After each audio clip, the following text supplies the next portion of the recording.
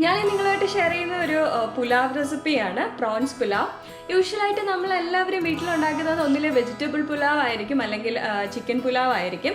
ഇന്ന് ഞാൻ ഷെയർ ചെയ്യുന്നത് അതുപോലെ തന്നെ എളുപ്പത്തിൽ ഉണ്ടാക്കാൻ പറ്റുന്ന ഒരു റെസിപ്പിയാണ് പ്രോൺസ് പുലാവ്.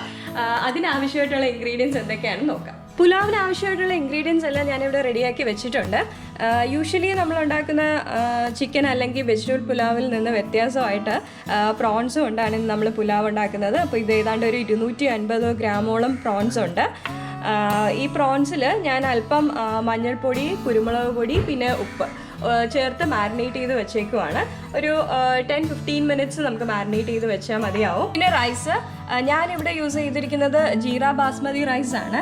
ഒരുപാട് ചെറിയ ഗ്രെയിനാണ് ജീര ബാസ്മതി റൈസിന്. നിങ്ങൾ ലോങ് ഗ്രെയിൻ ആയിട്ടുള്ള ബാസ്മതിയാണ് യൂസ് ചെയ്യുന്നതെങ്കിൽ അതും യൂസ് ചെയ്യാം, കുഴപ്പമൊന്നുമില്ല. ഈ കപ്പിന് 1.5 കപ്പ് റൈസാണ് ഞാൻ എടുത്തിരിക്കുന്നത്. അപ്പോൾ അതിൻ്റെ നേരെ ഡബിൾ 3 കപ്പോളം കോക്കനട്ട് മിൽക്ക് ഞാനിവിടെ എടുത്തിട്ടുണ്ട്. കോക്കനട്ട് മിൽക്ക് എന്ന് പറയുമ്പോൾ ഞാൻ 1-ാം പാലൊന്നും അല്ല എടുത്തിരിക്കുന്നത്.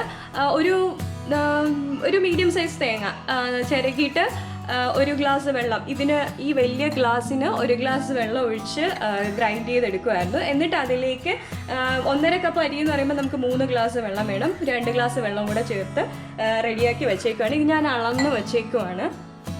നമുക്കിതുപോലെ റൈസ് പ്രിപ്പയർ ചെയ്യാനായിട്ട് ഒഴിച്ചാൽ മാത്രം മതി. പിന്നെ ആവശ്യമായിട്ടുള്ളത് മല്ലിയില, ചെറുതായിട്ട് അരിഞ്ഞ മല്ലിയില, 1 സവാള, 1 പച്ചമുളക്. പച്ചമുളക് ഞാൻ എടുത്തേക്കുന്നത് വെച്ചാൽ മോൻ കഴിക്കുന്നതുകൊണ്ട് എരിവ് കുറച്ച് മതി എന്നുള്ളത് കൊണ്ടാണ് ഇത്രയും എടുത്തിരിക്കുന്നത്. നിങ്ങളുടെ എരിവിനനുസരിച്ച് എടുക്കാം. പിന്നെ ജിഞ്ചർ ഗാർലിക് പേസ്റ്റ്, വെളിച്ചെണ്ണ, ഉപ്പ്, മഞ്ഞൾപ്പൊടി, ഇത്രയാണ് നമുക്ക് ആവശ്യമായിട്ടുള്ള ഇൻഗ്രീഡിയൻസ്. അപ്പോൾ നമ്മൾ യൂഷ്വലി യൂസ് ചെയ്യാത്തതായിട്ടുള്ള ഒരു ഇൻഗ്രീഡിയൻസും നമുക്ക് ഇതിലില്ല. ഇത്രയും ഇൻഗ്രീഡിയൻസ് കൊണ്ട് വളരെ എളുപ്പത്തിൽ നമുക്ക് പുലാവ് ഉണ്ടാക്കി എടുക്കാൻ പറ്റും. നമുക്ക് കുക്കിംഗ് സ്റ്റാർട്ട് ചെയ്യാം. ഞാൻ പാൻ അടുപ്പത്തോട്ട് വെച്ചിട്ടുണ്ട്. ചൂടാകുമ്പോഴത്തേക്ക് നമുക്ക് എണ്ണ ഒഴിച്ചു കൊടുക്കാം.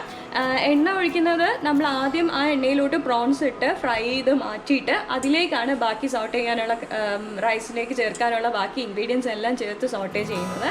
അപ്പോൾ അതനുസരിച്ചുള്ള ഓയിൽ ചേർത്ത് കൊടുക്കാം. ഏതാണ്ട് ഒരു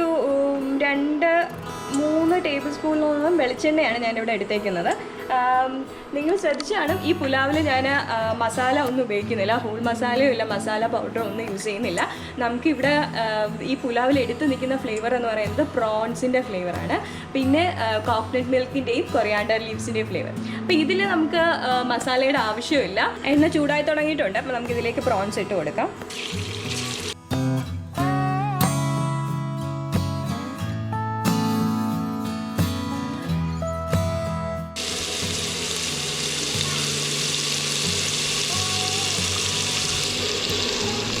ഒരു സൈഡൊന്ന് ആയി കഴിയുമ്പോഴത്തേക്ക് നമുക്കൊന്ന് മറിച്ചിട്ട് കൊടുക്കാം. ഒരുപാട് കുക്ക് ചെയ്യേണ്ട. പ്രോൺസ് വെന്ത് തുടങ്ങുമ്പോഴത്തേക്കും ഇത് കളറ് ചേഞ്ച് ആവും, വൈറ്റ് കളറായിട്ട് മാറും. നമുക്ക് ഇത്രയും മതിയാവും. നമുക്ക് ഈ പ്രോൺസ് ഇനി കോരി മാറ്റാം. പ്രോൺസ് നമ്മൾ ഫ്രൈ ചെയ്ത് കോരി എടുത്തിട്ടുണ്ട്. ഈ ഓയിലില്ലേ, ഇതിൽ നല്ല രീതിയിൽ പ്രോൺസിൻ്റെ ഫ്ലേവർ ഉണ്ടാവും. അപ്പോൾ ഈ ഓയിൽ തന്നെയാണ് ബാക്കിയുള്ള പുലാവിൻ്റെ കുക്കിങ് നമ്മൾ ചെയ്യാൻ പോകുന്നത്. ഇനി ഇതിലേക്ക് നമുക്ക് ആദ്യം ജിഞ്ചർ ഗാർലിക് പേസ്റ്റ് ആഡ് ചെയ്ത് കൊടുക്കാം. 1 ടേബിൾ സ്പൂണോളം വരുന്ന ജിഞ്ചർ ഗാർലിക് പേസ്റ്റ് ഞാൻ ഇതിലിപ്പോൾ ആഡ് ചെയ്തിട്ടുണ്ട്.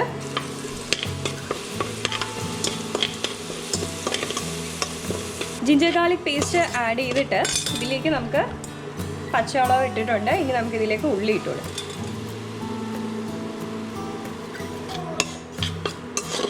ഉള്ളി ആഡ് ചെയ്തിട്ടുണ്ട്. ഇനി നമുക്കിതൊന്ന് വഴറ്റിയെടുക്കാം. ഇനി ഇതിലേക്ക് നമുക്ക് ഇച്ചിരി ഉപ്പ്, റൈസിന് ആവശ്യമുള്ള ഉപ്പ് നമുക്ക് ചേർത്ത് കൊടുക്കാം. മഞ്ഞൾപ്പൊടി ഒരു 1/4 ടീസ്പൂണോളം വരും. രണ്ടും കൂടെ നന്നായിട്ടൊന്ന് വഴറ്റിയെടുക്കുക. ഇതിലേക്ക് നമുക്ക് അരിഞ്ഞു വെച്ചിരിക്കുന്ന മല്ലിയില ചേർത്ത് കൊടുക്കാം. ഇതിലേക്ക് നമുക്ക് ഫ്രൈ ചെയ്ത് വെച്ചിരിക്കുന്ന പ്രോൺസ് ചേർത്ത് കൊടുക്കാം.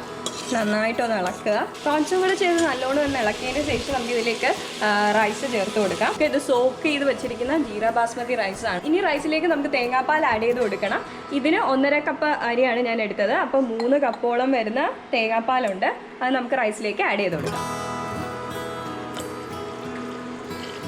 നന്നായിട്ടൊന്ന് മിക്സ് ചെയ്ത് കൊടുക്കുക. റൈസിന് ആവശ്യമായിട്ടുള്ള ഉപ്പ് ചേർത്ത് കൊടുക്കാം.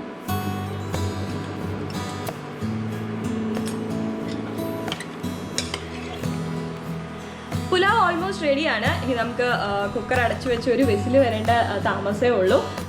ഇൻഗ്രീഡിയൻസ് എല്ലാം റെഡിയാണെന്നുണ്ടെങ്കിൽ വളരെ എളുപ്പത്തിന് എനിക്കൊന്നൊരു 15-20 മിനിറ്റ്സിനകത്ത് നമുക്ക് പുലാവ് തയ്യാറാക്കാൻ പറ്റും. എളുപ്പത്തിൽ വളരെ ടേസ്റ്റി ആയിട്ട് ഉണ്ടാക്കാൻ പറ്റുന്ന ഒരു പുലാവ് റെസിപ്പിയാണ്. നമുക്കിനി ഇത് കുക്ക് ചെയ്തെടുക്കാം.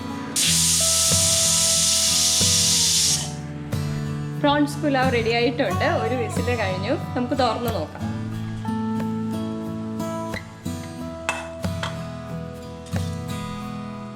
നന്നായിട്ട് കുക്കായിട്ടുണ്ട്. നമുക്കിനി ഇത് സെർവ് ചെയ്യാം.